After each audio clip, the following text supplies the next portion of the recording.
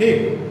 51वां संशोधन, ये संशोधन बहुत ही महत्वपूर्ण संशोधन है, ठीक है, बहुत ही महत्वपूर्ण संशोधन है। क्यों? ये संशोधन महत्वपूर्ण इसलिए है, इसमें जो भी पहले दल बदल से संबंधित जो संशोधन हुआ था उसमें जो कमियां आई उसको दूर किया गया। कमियां क्या आई?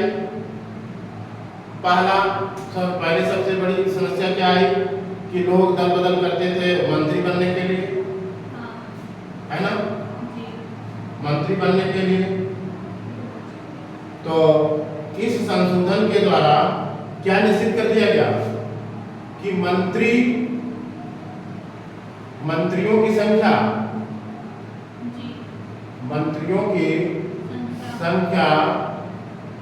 निम्न सदन अर्थात लोकसभा और विधानसभा, ठीक है, लोकसभा या विधानसभा के 15% से अधिक नहीं होगी,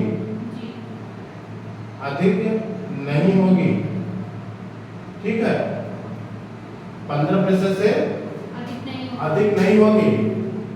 राज्यों के संदर्भ में एक निम्न सीमा भी घोषित कर दिया गया कि 12 से कम नहीं होगी। इसको इसलिए तय किया गया कि कहीं कम विधायक हैं तो वहाँ पर मंत्रियों की संख्या कम हो जाती तो पर्याप्त काम न हो पाता, ठीक है। जैसे मान लीजिए किसी जगह किसी राज्य में 70 ही विधानसभा है तो वहाँ पर 15% कम हो जाता है ना, तो ये 12 से ला दिया गया। और 15% से मतलब क्या है? मान लीजिए केंद्र में कितने सदस्य हैं?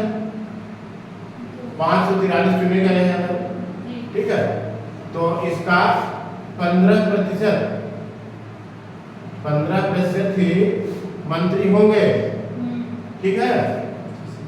लगभग कितना आएगा?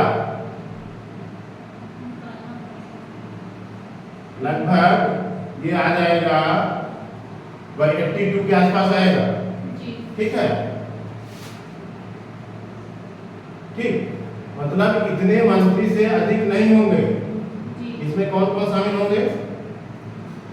इसमें तो मंत्रिपरिषद के सभी सदस्य होते हैं, जैसे कैबिनेट स्तर, राज्य स्तर, राज्य मंत्री, स्वतंत्र प्रभार, ये सभी मंत्रियों को शामिल करके ये 15% की संख्या निर्धारित की जाती है, ठीक है।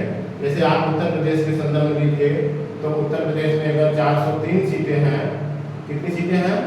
403, तो यहाँ पर 60, कितना? 60 मंत्री, 60 मिनिस्टर हो सकते हैं, कितना? 60। इसके अलावा एक समस्या और आती थी कि कुछ लोग मान लीजिए सदस्यता से हटा दिए गए, किसी ने दल बदल किया, सदस्यता से हटा दिए गए, अब उनको निर्धारित कर दिया गया कि आप सदस्य नहीं रहोगे, तो क्या करेंगे? वो ये कर सकते हैं कि मंत्री बन सकते हैं, क्योंकि 6 महीने तक बिना सदस्यता के कोई मंत्री रह सकता है। तो इसी अधिनियम में, इसी संशोधन में प्रावधान किया गया कि वो मंत्रिपरिषद से भी निर्धारित होंगे, मतलब कि वो मंत्री भी नहीं बन सकते। इतना ही नहीं, इसी तरह अन्य जो पद हैं जहाँ पर राज्य के द्वारा नियुक्त किया जाता है, ठीक है, जैसे किसी आयोग के सदस्य इस टाइप के, तो उस समय के लिए वो वहाँ से भी निर्धारित होंगे, वहाँ के भी अयोग्य होंगे, ठीक, ये भी निर्धारित किया गया। इससे क्या हुआ? इससे ये हुआ कि हतोत्साहित हुए दल बदल करने से, ठीक है, हतोत्साहित हुए। पूर्व में क्या व्यवस्था थी कि अगर 1/3 सदस्य किसी दल को छोड़ते हैं तो उनकी सदस्यता समाप्त नहीं होगी, यहाँ पर ये व्यवस्था समाप्त कर दी गई। कहने का मतलब ये, इसके पहले व्यवस्था ये थी 10वीं अनुसूची में कि अगर मान लीजिए 45 सदस्यों का कोई दल है, ठीक है, सदस्यों का दल है, तो इनमें से अगर 15 ने परिवर्तन कर लिया तो उनकी सदस्यता समाप्त नहीं होगी, वो दल का क्रिकेटर माना जाएगा, ठीक है। लेकिन अब ये व्यवस्था समाप्त कर दी गई।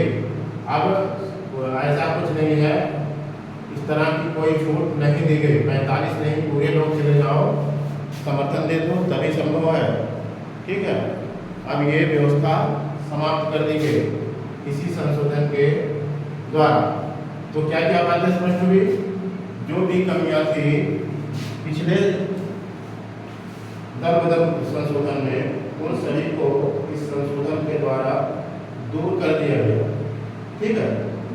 और यह संशोधन क्रमशः 2 अनुच्छेद 75 1 का, ठीक है। इसमें क्या किया गया? अनुच्छेद 75 1 का शामिल किया गया, ठीक है। और 164 1 का ये राज्यों के लिए हो गया और ये केंद्र के लिए हो गया, ठीक। ये व्यवस्था इसमें शामिल की गई। बस